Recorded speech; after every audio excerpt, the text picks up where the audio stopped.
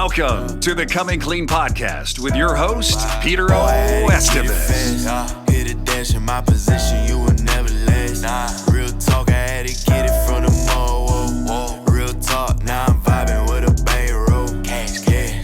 Hello and welcome to a new episode of Coming Clean podcast. Today we have an incredible guest. Man, I am batting up. This is it. Hello and welcome to a new episode of Coming Clean podcast. Today we have an incredible guest, Peter Taunton. Peter is the CEO and founder of Snap Fitness. He has a total of 6 brands across the world, representing 6,000 locations in 28 countries. He started out of one facility many years ago in 2003. Yes. And today Peter has,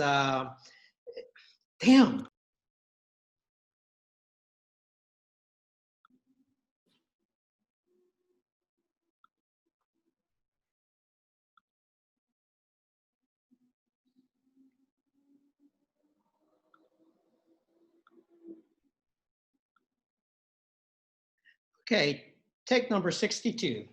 Hello and welcome to a new episode of Coming Clean Podcast. Today we have an incredible guest, Peter Taunton. Peter Taunton is the CEO and founder of Snap Fitness.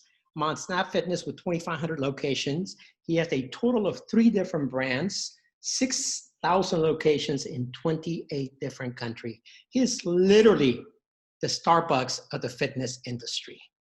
Hello, Peter, and welcome to Coming Clean Podcast. Thank you. Hey, for Peter. My pleasure. How are you today, sir? I am well. Thank you for being here, and my apologies for all the technical difficulties that we're experiencing today. Hey, no problem. It's, you know what, sometimes these things just happen. They're unforeseen, but we'll get through it. Yes, we will. Peter, you have an incredible story.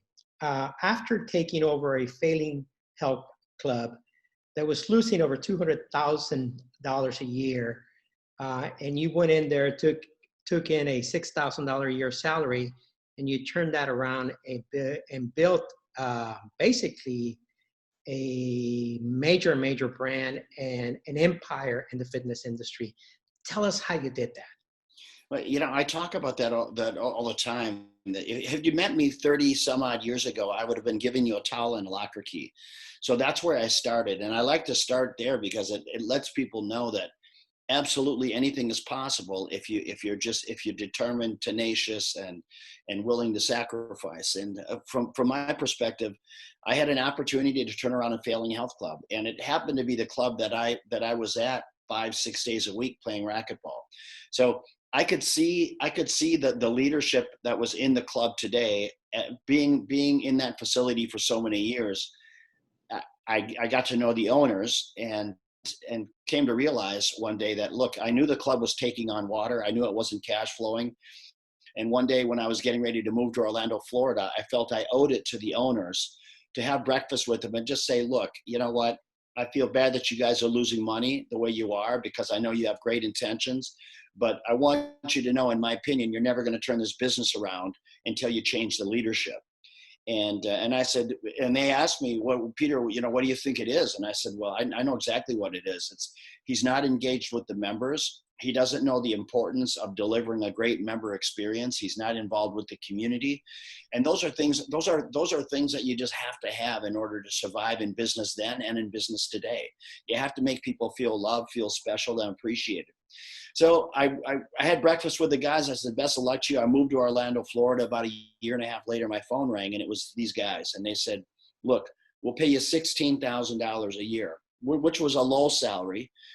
But they said, look, if you can turn this thing around, you can buy us out with the profits. And for me, that's what I needed. That was my window. That was my opportunity. And even though $16,000 a year was not a lot of money, and I knew it was going to take a hell of a lot of work, I knew that it was my opportunity, and I felt that I could, in fact, turn it around.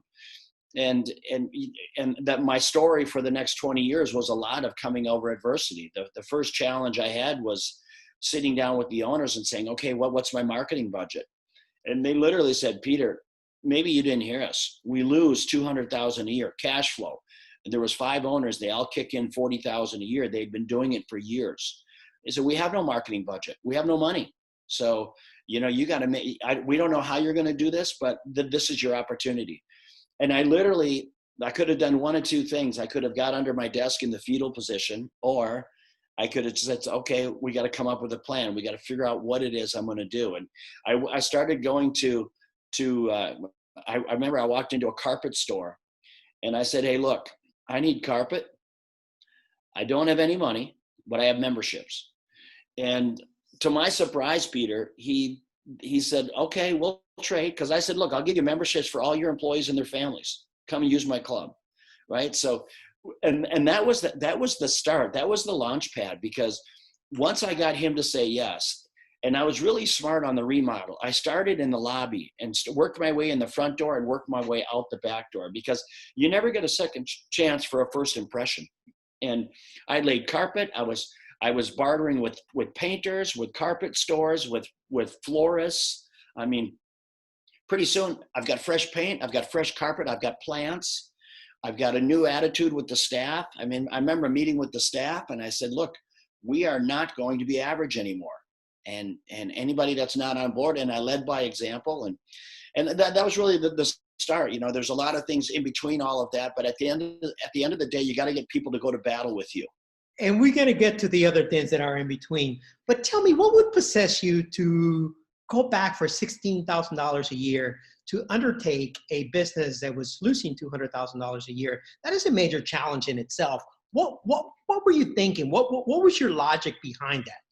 Well, my thought is I never owned a business before that. And this was my chance to own something. I felt like I knew the industry really, really well, because at the time I was a professional racquetball player, which, by the way, it doesn't make any money either. So, but it allowed me to travel around the country as a sponsored player. And I was in and out of health clubs all the time. So I got to see the good ones, the bad ones. So I got pretty soon, being around that enough, you had a pretty good idea of what the relevant deliverable product needed to be.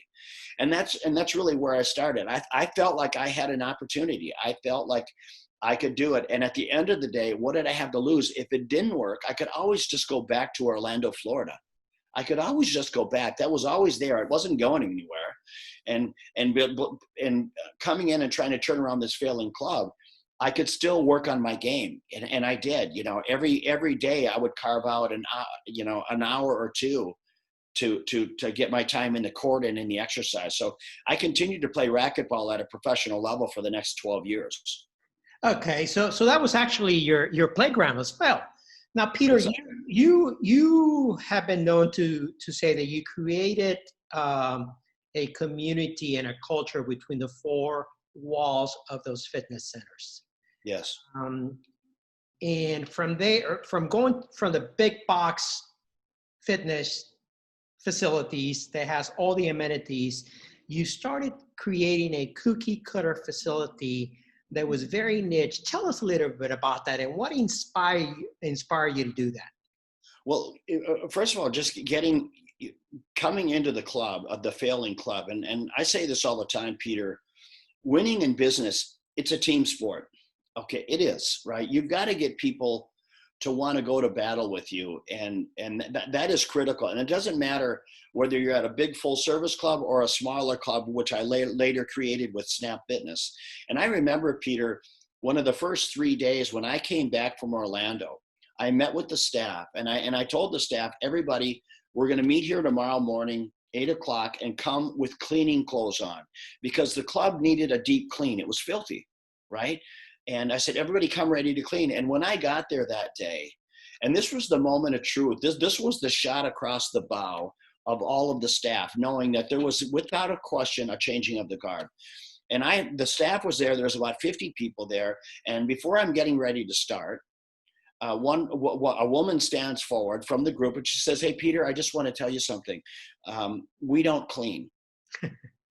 Okay. Now, keep in mind, I'm like 22 years old, Peter. I think I'm the youngest. I think I'm the youngest employee of the 50 people there. Okay. So I could have done one of two things. I could have said, you know what? Lady's name was Barb. I said, you know what? I could have said, Barb, that's a great point. Anyone who doesn't want to clean, go ahead and leave. The rest of you that want to stay, I appreciate it. I could have done that. But instead, I looked Barb in the eye. I didn't blink, and I said, Barb, and you also don't have a job. Wow. And I pointed to the door. And she ended up staying, and the people that she thought was in her group stayed. But that's when I went into my dissertation about, look, you know what? We're average, and we can't be average and expect people to pay their hard-earned money. So I said, I'm going to lead by example, but this is how it's going to go. The club is going to be clean. I don't know what we're going to do to try to remodel this thing. I got to get creative. And at that time, I hadn't known what I was going to do yet, but I knew I had to do something, because just providing a clean club is not going to deliver on what the customer is expecting. And that's what happened. Once I got the businesses in the community to be willing to barter with me, the community rallied behind me.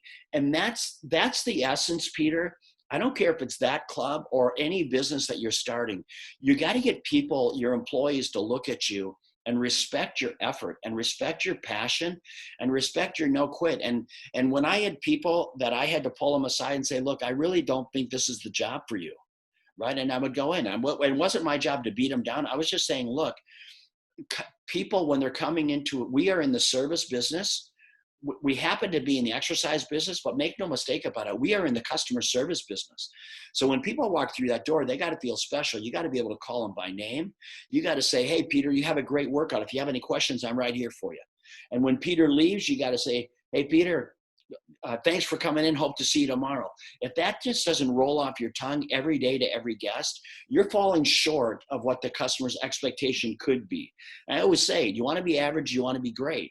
So that I did that for 20 years. You know what? In about 7 years, I paid off the debt. I turned that club around. I was making a lot of money, and I was fearless, Peter. I was fearless. For the first time in my life, I had a cash flow business. I felt like I was out of the woods. I was generating literally, $15,000+ a month of free cash flow. And I tell you what, when you start with nothing, Peter, you're fearless, right? No, absolutely. So it took you 7 years to turn that club around. 7 years, to the point where I had enough debt. I had purchased all the members, all the owners out. I had 51% equity in the business. Okay. I went to a bank and I got a loan. My good fortune, and my whole life has been riddled with good fortune, Peter. To my good fortune, the president of the bank would come into the club 3-4 days a week. He became a friend of mine, right? And I said, would you consider giving me a loan? And to my surprise, once again, just like the bartering, to my surprise, he says, I do. And, he had made a great point. He said to me, hey, Peter, every now and then you got to bet on the horse. Okay. And that's a true statement. I use it all the time. You know what? And for me, that was Wells Fargo. And I bank with Wells Fargo today. And I tell you what, it would take wild horses to drag me out of Wells Fargo, because those guys took a chance on this kid with a mullet, quit college, but I tell you what, I had the heart of a freaking lion, and I was winning. Okay. And I was the same, and that's how I am today. I think sometimes it's just kind of inbred in you. For me, I'm hugely successful. Success beyond my wildest dreams, but I am the same guy that went to school in that 2-room schoolhouse. I am the same guy with grit. You know what? When problems come, I realize that it's through adversity that all these learning experiences take place.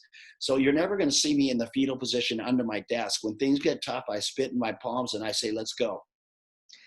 You're one of 7. You're a twin. Yes.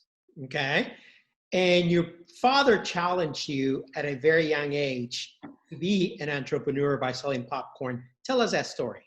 Yeah. Well, my dad's a man's man. You would love him, right? I swear he still has the first dollar he ever made. A very conservative guy. But, with my parents, they were, look, you're going to do one of 3 things. No particular order, Peter.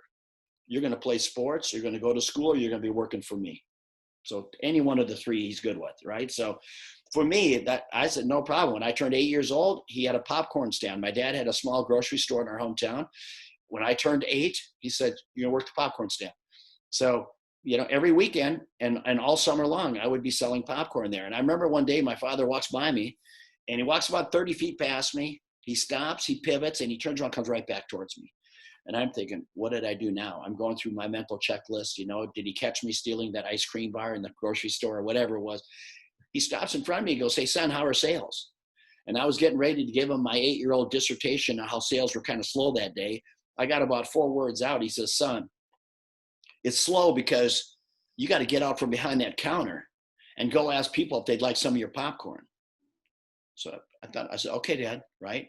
What else are you going to say? "Okay, Dad." And so he leaves and I march out from behind the corner. And I tell you what, it took a lot of courage. So there was a lot of life lessons there. Going up to a complete stranger at 8 years old, I was kind of a shy kid. And I'd have to pull on their shirt sleeve and I'd look up at them and say, "Would you like some popcorn? I just popped it. It's really good." And I was being sincere about it because I thought it was damn good popcorn, right? I go, "I just popped it. It's fresh. It's really good." And they would, "How do you say no to that?" Well, I didn't know there was a little bit of a cute factor in that, but they'd follow me back to my popcorn stand and I'd sell them some popcorn. Well, my sales doubled. But the real lesson there, Peter, the real lesson was that, in life, if you want something, you got to go get it. It's not just going to fall in your lap. Things, shit just doesn't happen. You got to make it happen. And that's kind of some people. Some people watch things happen. Some people make things happen. So I subscribe to the latter. Been like that my whole life. And I can see how that lesson you played it real well in that new gym when you went in there and you bought her for the carpet, you bought her for the paint, and you even ended up, making a deal with a banker that was a customer or a member at the club, and you leverage those experiences to becoming major business decisions. How did that become Peter Taunton, the CEO and the founder of Snap? How did you go from that big box fitness center into building 2,500 locations? Well, I did for the first 7 years. When I finally got to a place where I was in the ownership, where I was in controlling interest, I got the bank. I bought out all the partners, so it was just me and the bank in this club. So then I went ahead over the next 14 years, Peter. I went ahead and built 7 more clubs with that same bank. Okay, I would get a loan. Yeah, what I would do is I would get a loan, and now I would have 2 clubs paying off 1 loan. And as soon as I got that loan down to about 50%, I would pivot right back to the bank and I'd say, the guy's name was Paul. I'd say, "Paul, I'd like another loan."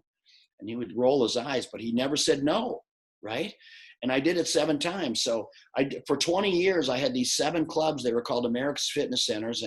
And I sold those clubs because at the time I was married and I was spending a lot of time on the road. And I said, "You know what? I want to try something different." I didn't know what different was. I didn't know what I was going to do, but I had been doing it for 20 years and I just wanted to try something else. I knew I was capable.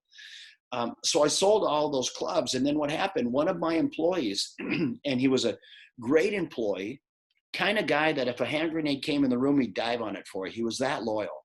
And when I left the company after I had sold it, I set up a great compensation plan for him to be the manager of all the clubs. But he just couldn't stand. The culture change was so dynamic for him. He didn't want it. He liked that personal relationship with the owner, which I understand and appreciate. So he says, "Peter, would you ever consider building a club and I'll run it for you?" And I said no to him at least a half a dozen times, Peter. But then I started thinking to myself, what if I took out the swimming pools, the racquetball courts, the aerobic classes? Suddenly this club went from 40,000 square feet down to like 4,000 or 5,000 square feet. And instead of having 50 employees, I had 2. So this thing became so small, and I put a pencil to it, and I'm thinking to myself, my gosh, I only need about 225 memberships to cash flow this thing. Well, it was worth a try. Well, I built one in a community, like I said I would for him. I sold enough memberships in 90 days to cash flow it for the year. 90 days. Wow. Well, now I'm mildly surprised. I'm intrigued, right? I didn't know yet I was going to build an empire, but I was intrigued by the model. And then, so I built another one in a little bit smaller town, a mid-sized town. The unit level economics fell right in place, Peter. The rent was less than that of an urban market. So I always tell people, it's not what you take in the front door, it's what you take out the back door. Absolutely. You know what I mean? Yeah. So the unit level economics worked. Now from there, my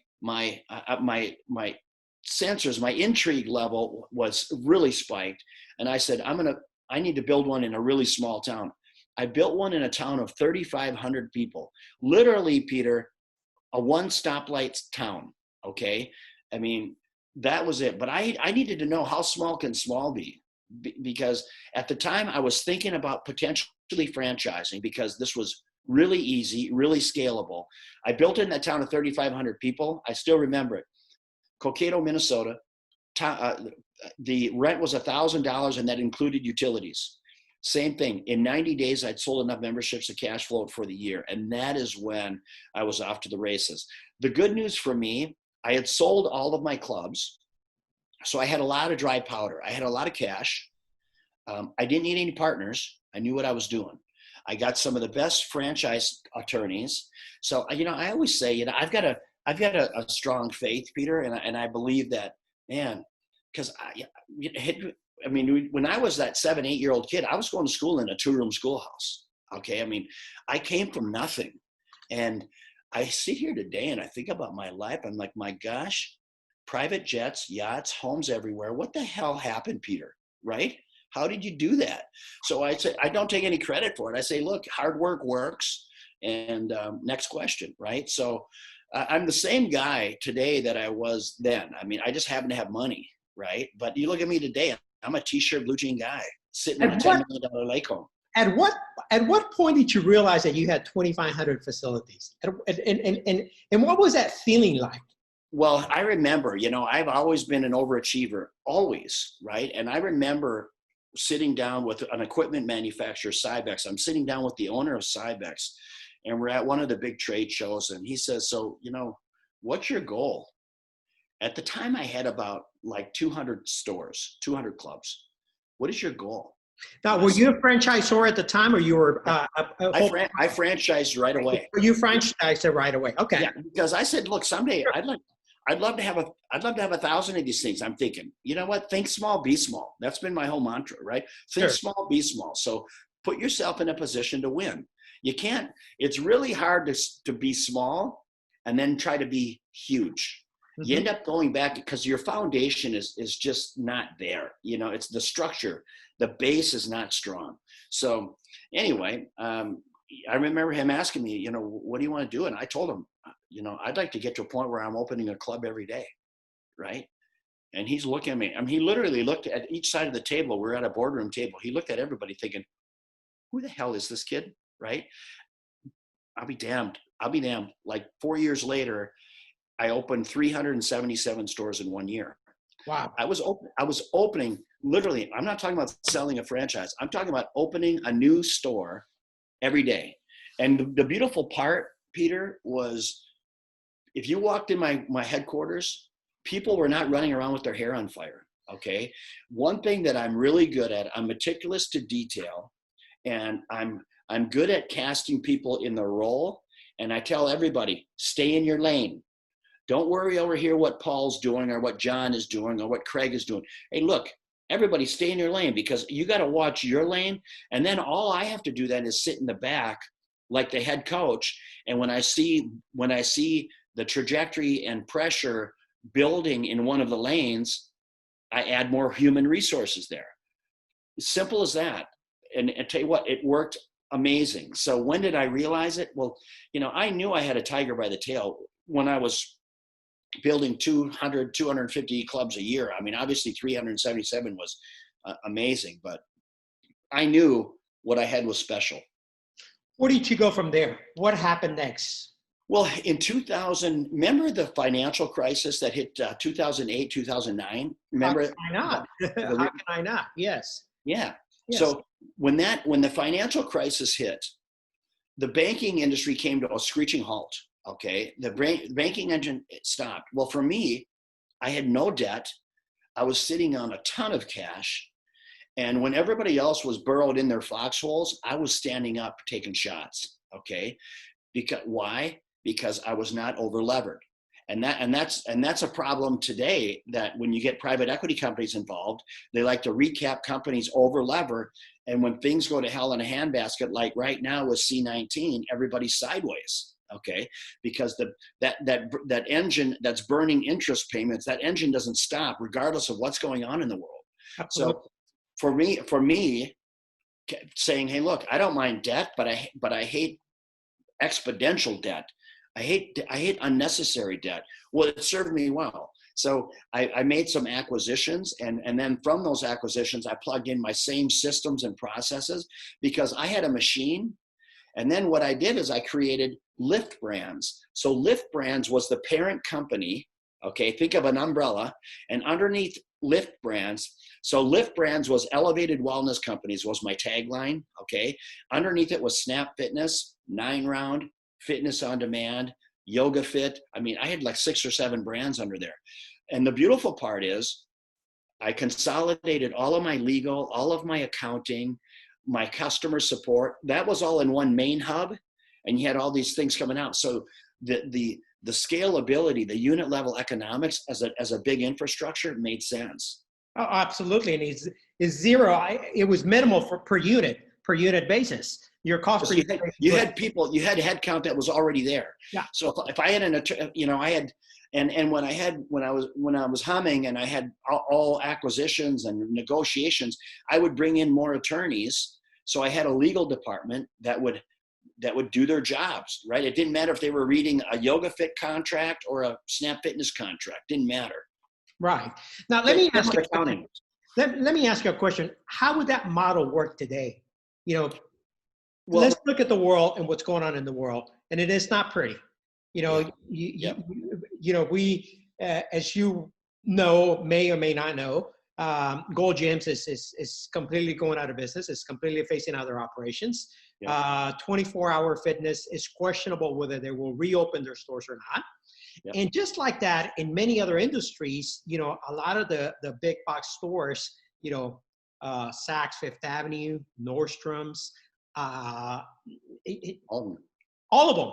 of them have been sucked up by C-19.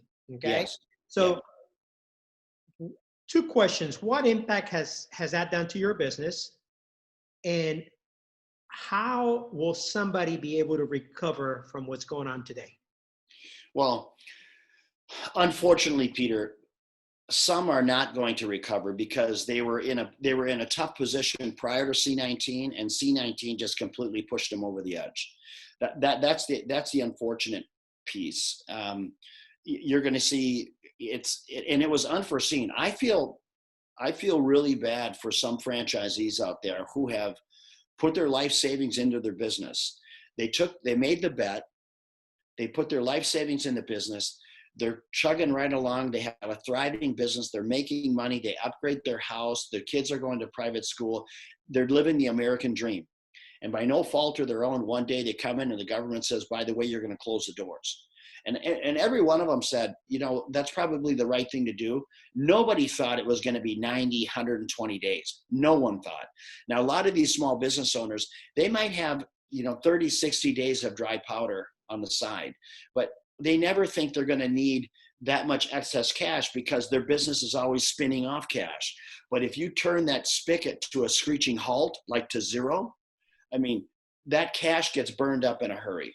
And that's what's tragic for me. My heart goes out to every one of those entrepreneurs who put it on the line, and by no fault of themselves, they're going to lose their life savings, and where this economy and the American dream is getting absolutely dismantled one brick at a time. That's unfortunate. I think you're going to see some consolidation take place here because there are going to be some people that fundamentally they still have a good model, but they just don't have the powder, and the banks don't have the patience to stick around. I don't think it's something that's going to, in the health place, in my brand, take Snap Fitness as an example.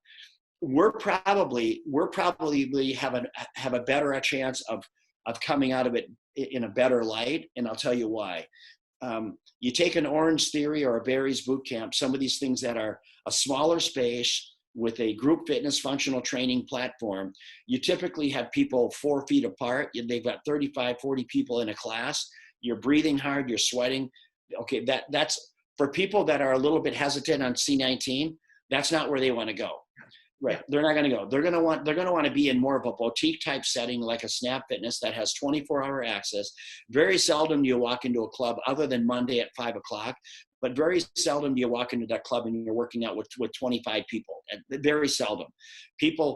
Most of our members live within a mile or two of the club. They get in, they get out, they get on with their day. So No attendance, right? no, they're attended. They're Oh, attended because there is when attendance. I started it, they were only staffed about 15 to 20 hours a week. But Okay. as the industry evolved, as people became more aware of health and wellness, which has been a beautiful evolution over the last 15 years, now the expectation is raised. They want to see a face behind the door. Our clubs are staffed from about 5 to 6 in the morning until about 8, 9 o'clock at night. Okay. And after that is key pass and get in and get out whenever you want. Absolutely. So, with the Snap, do you feel that under today's climate, you're going to lose any of those franchisees? Of course.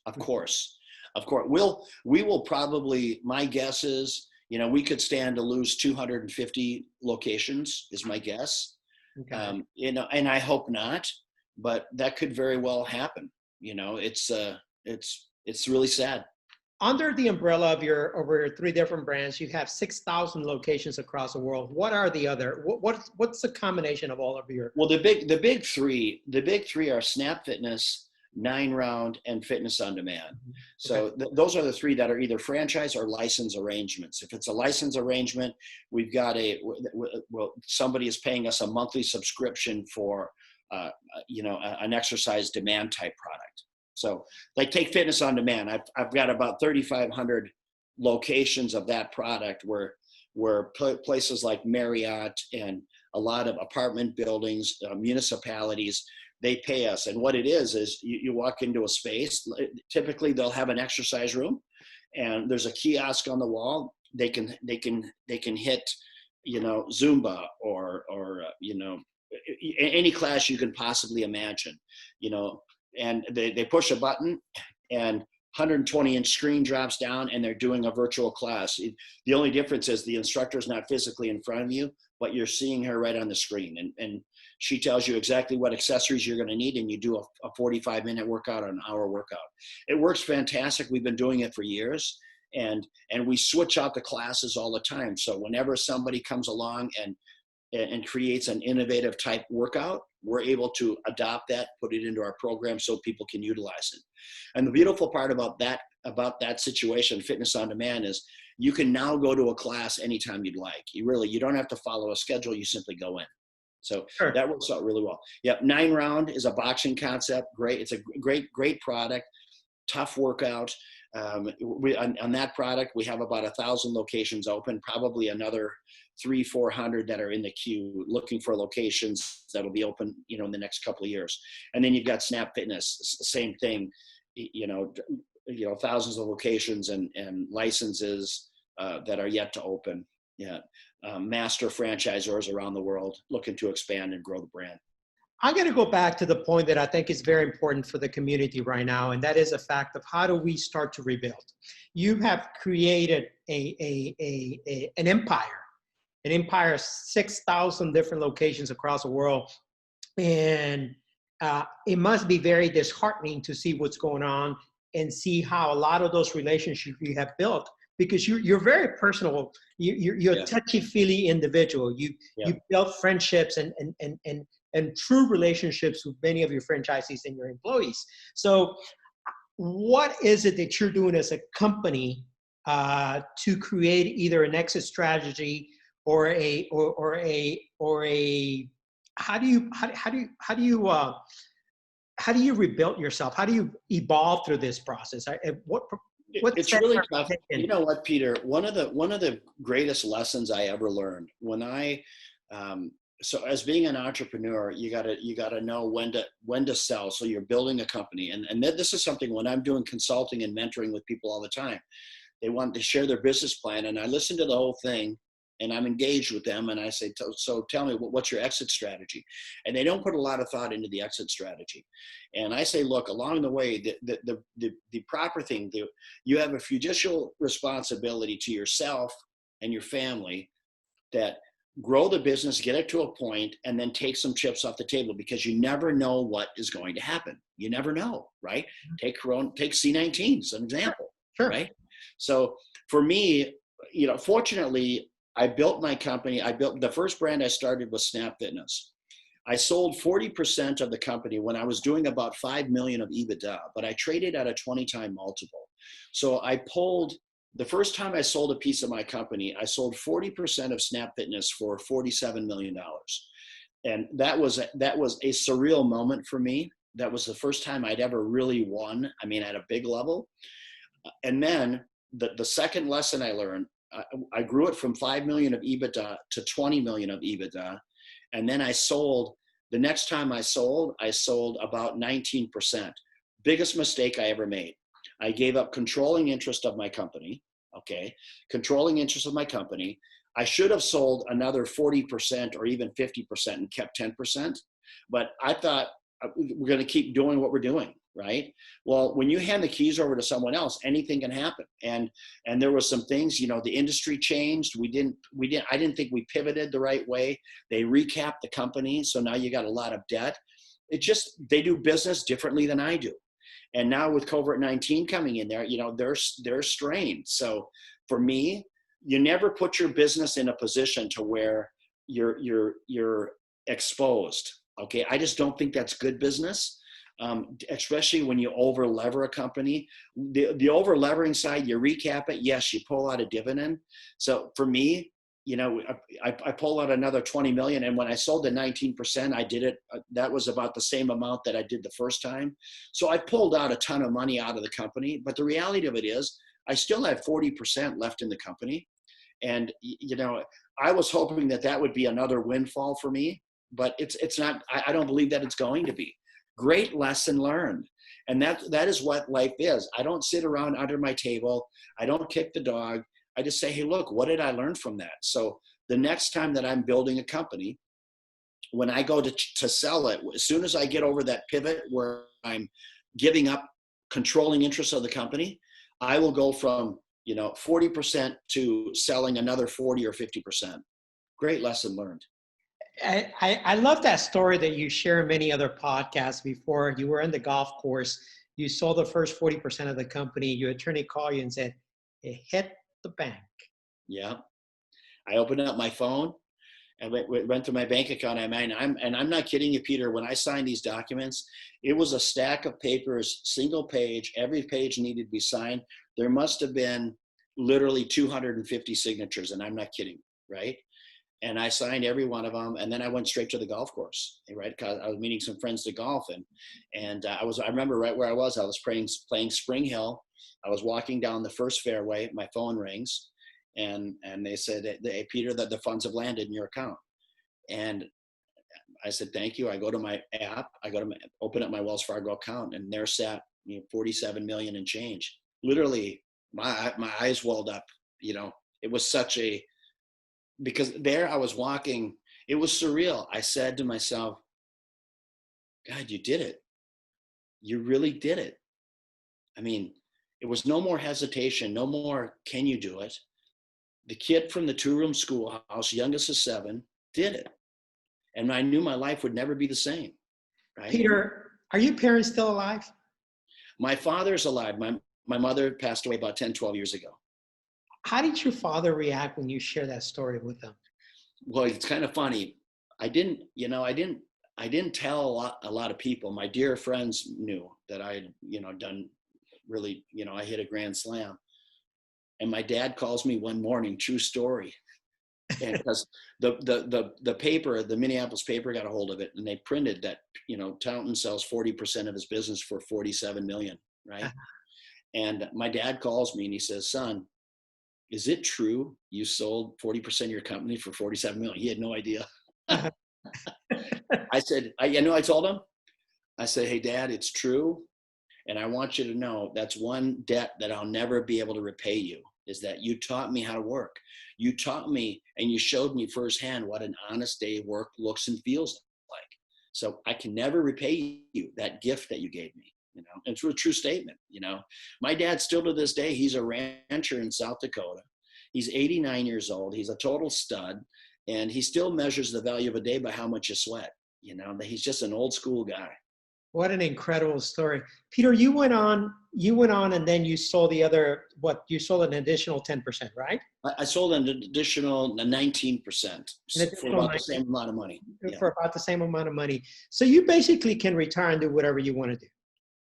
Yeah. I mean, I tell people, hey, look, I went from nothing to have a net worth north of 100 million, right? So, money is not, which is one of the reasons I got into social media, Peter. I was asked to get into it. And then when I started looking at it a little bit, I see people, standing in front of jets they don't own and standing in front of Ferraris, fanning $100 bills and encouraging people, give me $20 a month and I'll make you from nothing to 10 grand a month cash flow.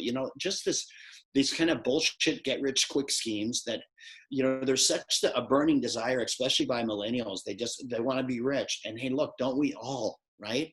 I mean, people say money can't buy you happiness. True statement. But the only people that ever say that, Peter, are people with money. Okay. Absolutely. You know what I mean? I'll just tell you straight away. I'm sure you've done well for yourself. Look, given the option being rich or poor, just take rich. What the hell? I mean, you get a choice. Absolutely. Right? Money buys you the security and not worrying about money. Exactly right. There's a whole other set of hair and it comes with that.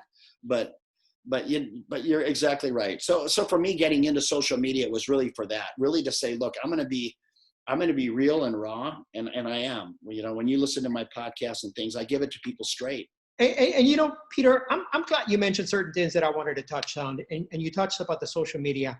I think that, when the waves come down, when the oceans calm, the sharks, come to the surface and we get to see what's real and what's not real. And here in the last 90 days since C19, I have seen a tremendous shift in social media. I have seen a lot of the fast talkers disappear from social media. Yeah. I have seen a lot of the phantom transformational speakers, motivational speakers, course peddlers, book peddlers. They disappear, because the reality is that we are living in a time where people are looking for people with substance. People are looking, this is not a time to manage. This is a time for us to lead. People are looking for true leaders that have solid solutions to what's going to happen next. People are looking to people like yourself that have taken one club that was losing money, turn it into 20-something clubs, and then turn it into 6,000 other locations across the world. And we realize that along many successes, success is a pile of failures and a small pile of wins. I mean, yeah. And you're exactly right, Peter. You know what? I have a lot of friends that have done very well for themselves, and I tell you what, every one of us, and I'm talking about guys that have a net worth north of 50 million, and every one of us has got we all have our road rash stories, and every one of them will say, look, every material life lesson they learned through times of adversity. And it's so true. You know what? It's very easy to run a company with the wind at your back, but when you're bucking a headwind and you got to make decisions at the spur of the moment that could potentially involve hundreds of families. I mean, those are character building moments, and it's not for everyone. And that's why I tell people, look, it is in fact not for everyone. And even many of my employees, I have about 12 employees that have been with me a long time now. I since stepped down as a CEO a year ago, January. But up to that point, I had about 12 people that I would take with me to battle anywhere. And one thing that I really appreciated along my journey is having a front row seat to the American dream. I was actually living it, Peter, right? You are the American dream, Peter. You are and I was letting all of the people around me.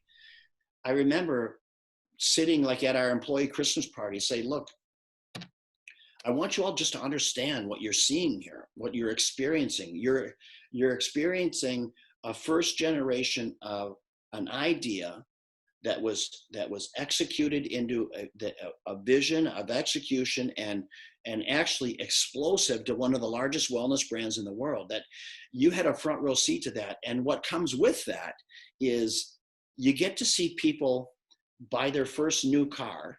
Okay. You get to see people get married, have their first child, buy their first house. That building a great company is one thing, but in the backdraft of all of that, if you're really paying attention, the real beauty in this whole journey is all the lives you touched. Now, and then think about the millions of lives that I've had the opportunity to touch, getting them healthier, losing weight, self-esteem climbs. They choose their own career, a different career path. Think about the millions and millions of lives that I've had the blessing of touching in my life so far. So I'm excited for the next 50 years of my life. I think about, how can I give back? I'm not here to make money anymore. In fact, everything I make, I give to charity. So for me, it's about, how can I help people charter their course to the American dream and hopefully save them some of the road rash and potholes that are so prevalent in that journey. And I can speak to them from a firsthand basis saying, look, I've been there. I know how that story ends, right? So, I wish that I had that. I fought my way through a lot of different things along the way and fought my way to the top, and it clearly worked out. But what a great experience. As you fought your way through the top, as you very well said it right now, what would you have done different, and what type of knowledge would it done? What tools or what knowledge or what advice would it help you do things differently? Well, the first thing, and I've said this before, that when people say, would you have changed anything? And I always say, yeah, I would have. I wish I would have danced more. And I say that figuratively, Peter, because I sacrificed so much, but you have to understand where I came from. There was no plan B. Okay. For me, there was no plan B. There was no safety net. I'm not some little trust fund baby. I was fighting tooth and nail every day, right? Especially early on. And then when I had cash flow, when I started making money, I never took higher salaries than what I was putting it back into the business, because I've learned very quickly, if I spend $1, I make 3 back, right? So I was very patient with my money, but I ran my businesses with a little bit of paranoia, if that makes any sense, because I was always waiting for the other shoe to drop, right? Sure. So I wish that I had, traveled a little bit more. I mean, you're talking to a guy, Peter. I remember I would fly to Australia. It takes a day to get there, a full day, right? I would take a day to get there, but I would fly business class. So I'd try to get some sleep there, because when I hit the ground, I would literally go to my hotel room. I would grab a quick workout and shower, and then I'd be on, right? And I would stay there for probably 2.5 days. I'd hop right on a plane and come back. Okay. Most people would have said, you know what, I'm here. I'm on the other side of the world. I'm going to extend my stay for a week and kind of see no, hell no. I was too driven. I was too type A, foot on the gas. So I wish I had done that a little bit differently. But you know what? You don't get a do-over. It served me well. It is what it is. Peter, we have seen some of the major companies that were born out of 2008 era, out of that bad economy. We have Uber, Airbnb, among others. Okay, yeah. And we have seen what has happened. Uber lost $2.9 billion first quarter of this year. Airbnb is obviously struggling with cash flow. What other industries out there you think that are going to fall prey that we see right now that continue to appear to be doing well, but are going to be ultimately impacted? Well, there are some companies out there, big companies, that have been unbelievably affected by this. And I don't think we know the magnitude, but obviously the airline industry has just taken it on the chin. I mean, it's not like a shot to the chin. It's like a baseball bat to the head. Those guys, they're hemorrhaging cash like you can't believe. The airlines leaving that can't, I mean, that plays such a critical role to our society. So airlines would be one. Even the hotel space, I live in Miami, and I can't tell you, Peter, it was surreal. I was going down there during spring break, riding my bike down Collins, and Collins normally is blocked off because there's so many people in the streets. I was literally riding my bike down the street. All I needed to see was tumbleweeds.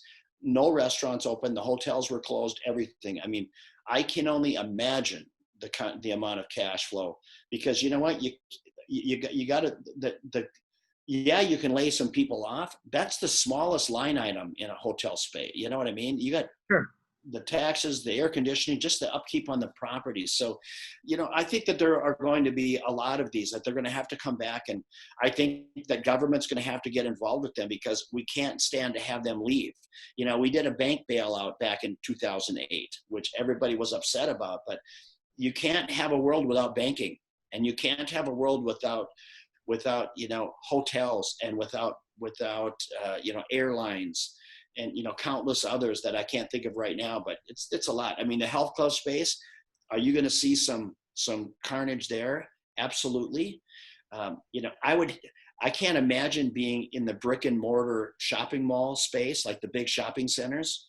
I mean, they were feeling the effect before with Amazon.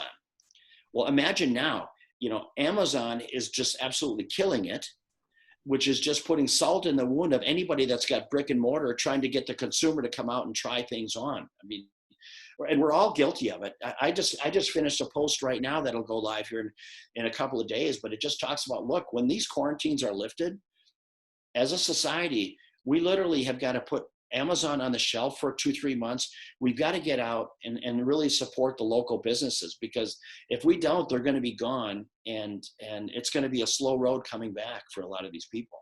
Yes, and there's also an argument there. There's also an argument there, Peter, that if we shelf the Costco's, if we shelf the Amazons, if we shelf the Walmarts, if we shelf all those giant businesses, there are also businesses that employ thousands and thousands of people across the world.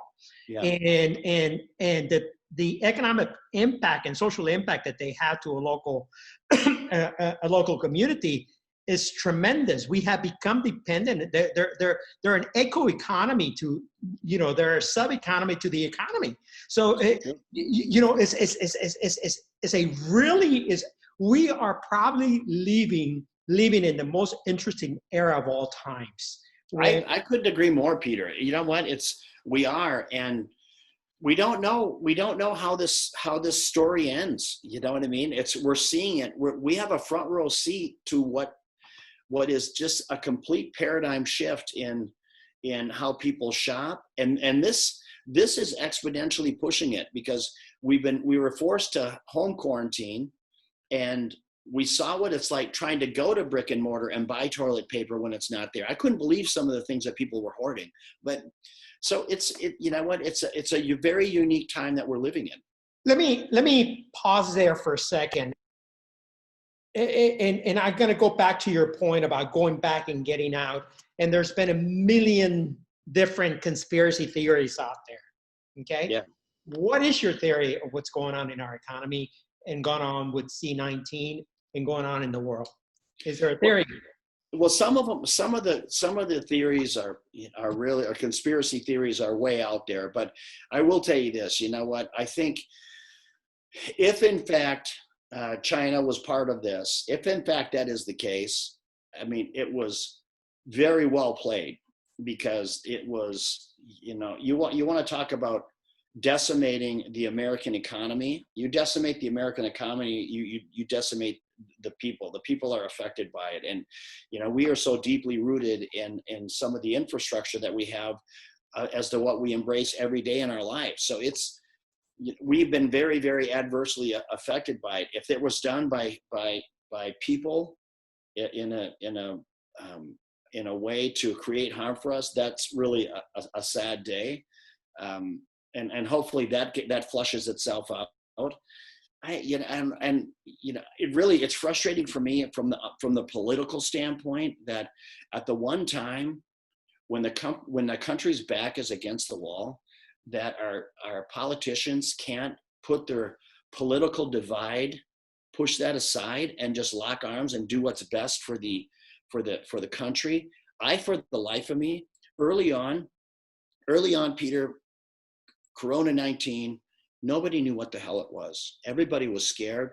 All we heard about is people are dropping like flies. We knew it was highly contagious. And so everybody was freaked out, myself being one of them. And that's why when they said, hey, look, we're going to shut down business, and I understood why. We need to be able to slow it down so we can let our medical people get a handle on trying to find some sort of a defense against it. It allowed our manufacturers to ramp up respiratory issues, face masks, hand sanitizer, do whatever they needed to do just to try to get out in front of it a little bit. So I got it. What frustrates me though is 30, 40 days into this thing, when they had all the analytical data, you come to realize today that, hey, look, it's not a death sentence. I mean, here's the reality. In the state of Minnesota, just take the state of Minnesota. There's 22,000 reported cases of Corona-19, 22,000. Of the 22,000, 2,500 of them have required hospitalization. Of those that required hospitalization, 879 people have passed away. And that is unfortunate, and my heart goes out to those families. But here's the narrative that you don't hear. Of those those people that have passed away, the 879, 709 of them were elderly living in assisted living or nursing homes. Yeah. You can't finish the narrative without putting in that part, because that puts it in an entirely different context. And you know what is a death sentence, Peter? What's the that? Child abuse that is going on behind doors, the spousal abuse that is going behind doors, the children that are going hungry, okay? The suicide, people, mental health issue, the spike in alcoholism and drug abuse, okay? Yeah. All those things, that is a true suicide to what's going on in the world. That is what we're not taking into consideration. That is the unseen that is impacting and is going to have long lasting effects into not only the economy, but the culture, okay, in many generations to come. You're right, Peter. And I tell you what, you're going to see, they still, in Minnesota as an example, just now, June 1st, they're going to open up restaurants, but it's only outdoor seating. So if you don't have outdoor seating, all you can do is serve takeout. Okay, outdoor seating, 25% of your outdoor seating, and you know, I've sent letters to the governor. I've made some posts and I've taken some shots at the governor, and rightly so. I'm saying, hey, look, if you're going to do outdoor seating, 25% of the outdoor seating, there's absolutely no reason why you don't allow 25% indoor seating as well. 25, let them do their space playing, whatnot. And the real question becomes, look, people, what do you think is going to happen when you lift everything? I tell you what, you're probably going to see a spike in Corona-19. You're going to see a spike in C-19. But understand, you guys, it's not what we thought it was. And let's not ignore the analytics. The reality of it is, if you or I get Corona-19 today, we have less than a 1% chance of dying. Absolutely. And you know, we lose, in this country alone, we lose 65,000 people a year to the flu. I mean, we don't stop the economy. It's honestly, people have no idea. The ones that have never put their life savings on the line for a business, the mental health that these people are going through, and to your point, all of the other channels of mental health and issues that we're going to be facing here. First thing we got to do is get the economy, take the handcuffs off the people of America, let them go back to work. Have confidence that we're going to exercise some common sense. You know what? If you feel you're at risk, wear a mask, wear gloves, do your thing, do whatever you need to do. But be accountable for yourself and for your children. Yeah. But for the rest of us, don't give me a dirty look if I don't have a mask on. Look, if I'm not asymptomatic, look, just leave me alone. I'm going to live my life, right? I think that's really the message, Peter, that people need to get out, be active, be seen, kickstart the human connection. Forget the economy. Right.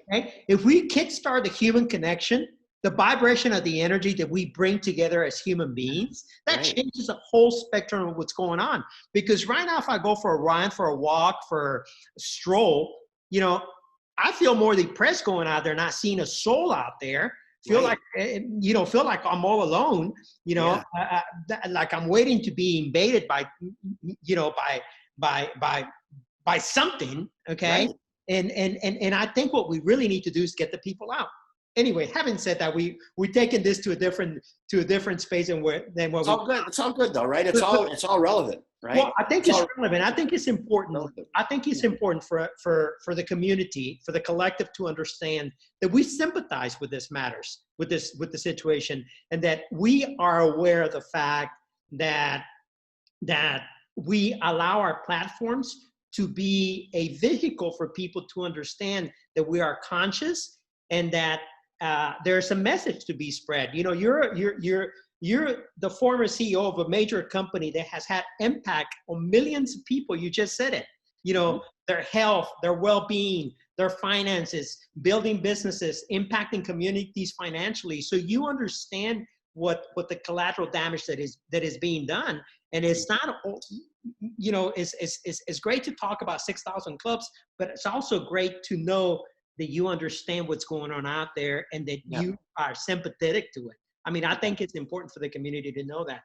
You know, For sure. one of the things that I love about some of the stuff that you do, Peter, that you never forgotten where you came from, you know, and I have seen where you, on your social media, where you often ride down to the areas of the homeless in Miami with your little trailer, pulling it from your bicycle, and you deliver donuts or cookies, Yeah. water. A bunch of stuff that's not healthy for you, right? But you know what?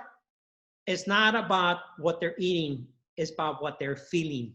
Of course. I say that tongue in cheek. You know what? At the end of the day, you know, I get people too that, you know, when you put yourself out there, you're always going to have people with an opinion, right? It comes with it. Yeah. But So tell us about that some more. I get people say, "Hey, Peter, I can't believe that you're giving away cupcakes and cookies and not giving away apples and oranges."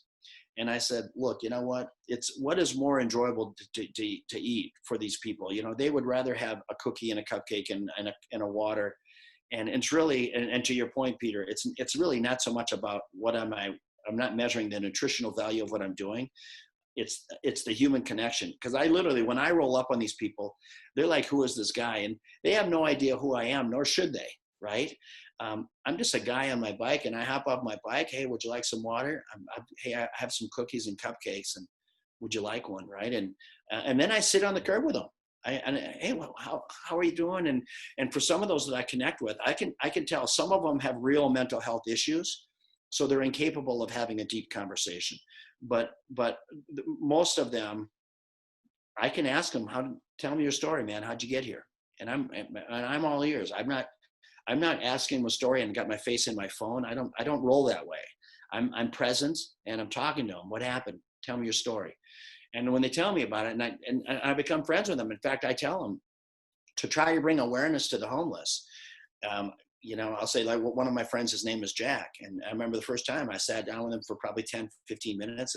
And I said, hey, Jack, are we friends? He goes, yeah, we're friends. And I said, can I take a picture of us? So we stand up and I go and I take a picture and I say, I'm going to post this on Instagram, Jack. And I'm going to say hi to my new friend, Jack. And then I make a tag about the homeless, right? So I do that just to bring awareness to saying, look, I'm a guy. And people say, oh, Peter, you're going to get killed. And I have been threatened before on the street. It's okay. You know what I mean? I can take care of myself.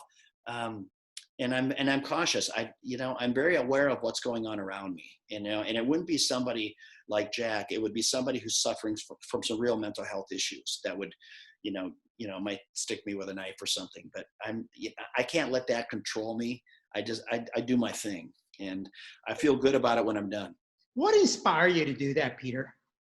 I tell you what, I was at church and it was just a message that they were talking about serving. And you know what? And I would say, you know, we've all been in a coffee store or, you know, a Starbucks or something. And we're at the checkout stand and we leave some money to buy the coffee for the person behind us or something, right? We do some nice some random acts of kindness. You hear a lot about that. And, my position on that, and it's just, Peter, it's just my position, right? Just one man's position. But I always say, if I'm in Starbucks and the person behind me is clearly in Starbucks too, they've got the means to buy themselves a cup of coffee, or they wouldn't be in Starbucks. Okay. So for me, I'd like to go on the more radical side of it. And I want to get to the person who's literally sleeping with their head on the concrete. Yeah. Don't pay it forwards, pay it backwards. It's the people behind you that don't have it. Got it. The people that really do without. And even when I roll up on people who are sleeping, I play like Santa Claus. I tiptoe over there. I'll leave them like 3 or 4 cookies and a couple of bottles of water. So when they wake up, they have that nice surprise, right? So I just make my difference where I can. And when I'm done, it's really more for me, Peter, than it is for them. I'll be honest with you. And it's okay as long as you're touching lives. Peter, where does Peter go from here? I just launched a CBD oil company a couple of weeks ago. So I'm quietly launching it. I've got some social media influencers that are just getting ready to ramp up, but it's a CBD oil company. It's very relative with what people are looking for today. It's organic, it's vegan, it's GMO free, gluten free. And my product has a 90% absorption rate. So I didn't want to just be another Me Too.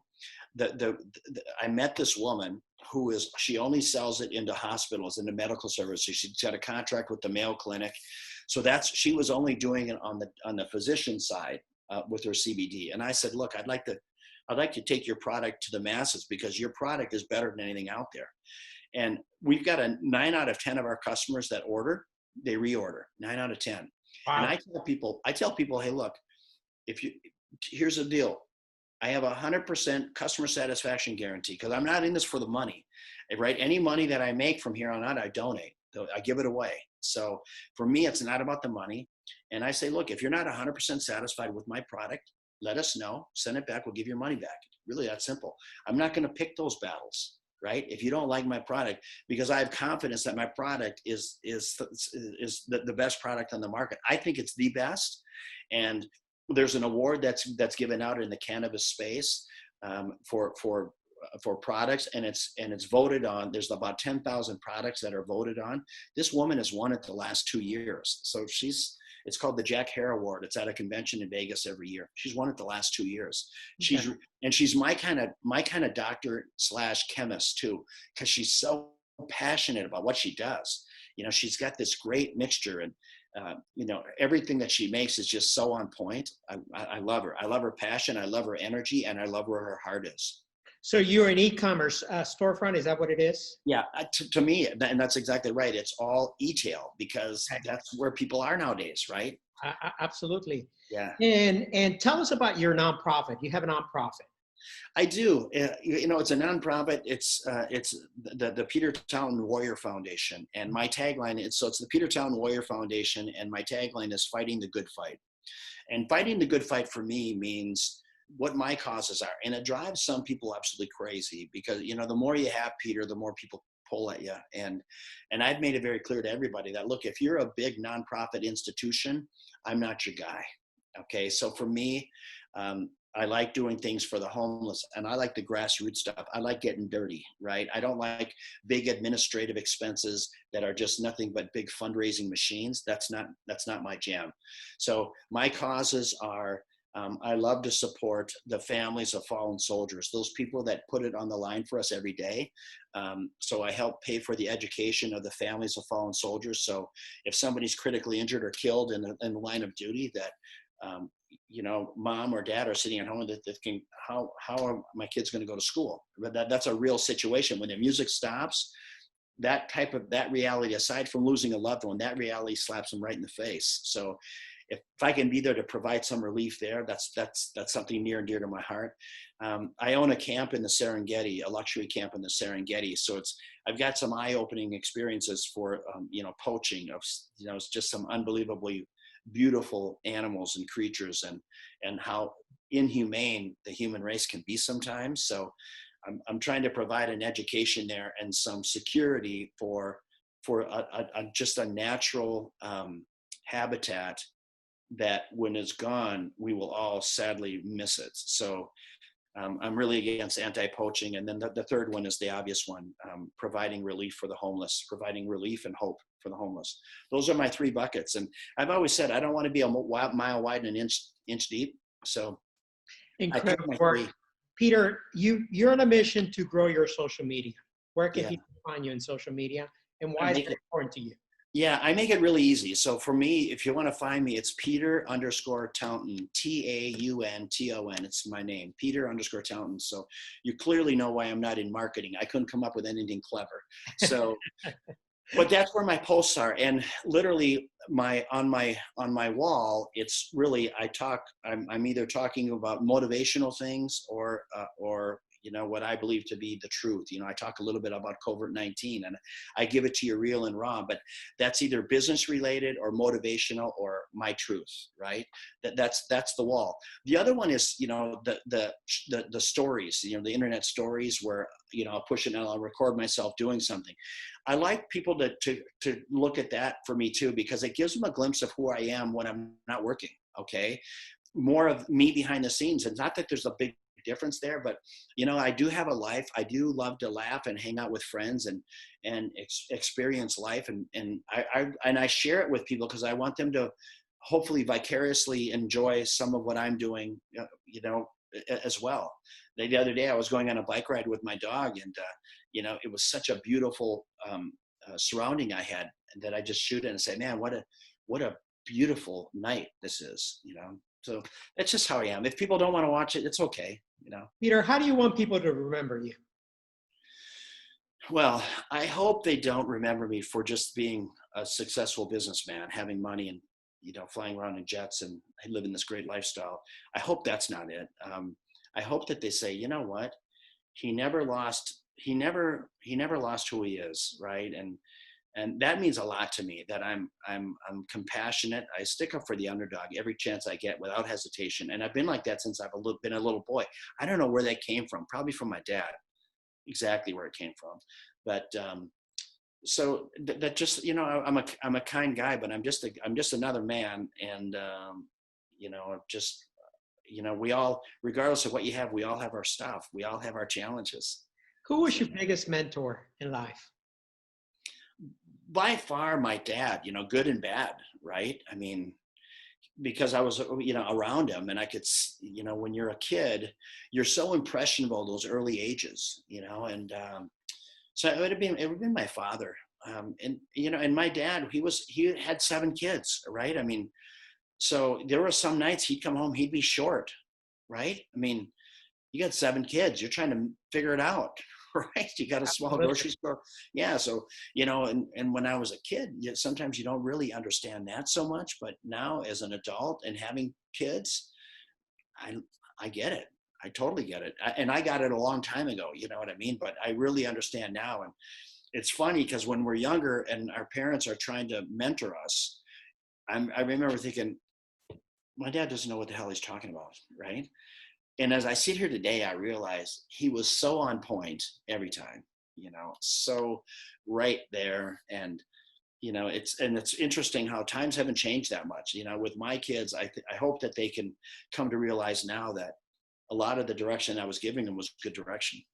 Absolutely. Peter, this podcast is called Coming Clean. Is there anything you want to come clean about? Let's see. Yeah, man, I don't, coming clean.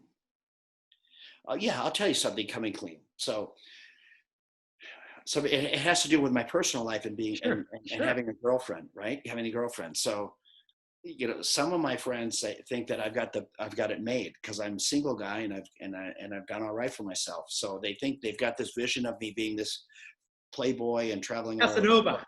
Yeah, right. Yeah. But the truth be told, I would love to meet the right woman. I love kind of, Latin type. I've always been drawn to kind of Latin type women, and I would love to just settle down and have a real relationship. That's That's what I would come to clean about. I don't want to live this lifestyle of running and being this playboy for the next 50 years. Absolutely. This world was not for us to be alone. It was not meant for us to be alone. I believe that. It's meant to be shared. Yeah, and have a real relationship with someone. Yeah. You know, that you can laugh with, cry with. That's what I want. The incredible Peter Taunton, an incredible man, an incredible human being, an incredible businessman here on Coming Clean Podcast. Stay tuned for this upcoming episode. Please make sure you follow us on Instagram and on Facebook, Coming Clean Podcast. Thank you. Thank you. Thank you so much. Peter, thank you. Been my pleasure. Thank you. Thanks for joining us today on another episode of the Coming Clean Podcast. Make sure to join Peter and his next guest on a brand new episode as we continue changing and impacting lives across the world. Share this episode with a friend, follow, subscribe, and leave a review. Boy, I had to get it fast. Hit a dash in my position, you would never last. Real talk, I had to get it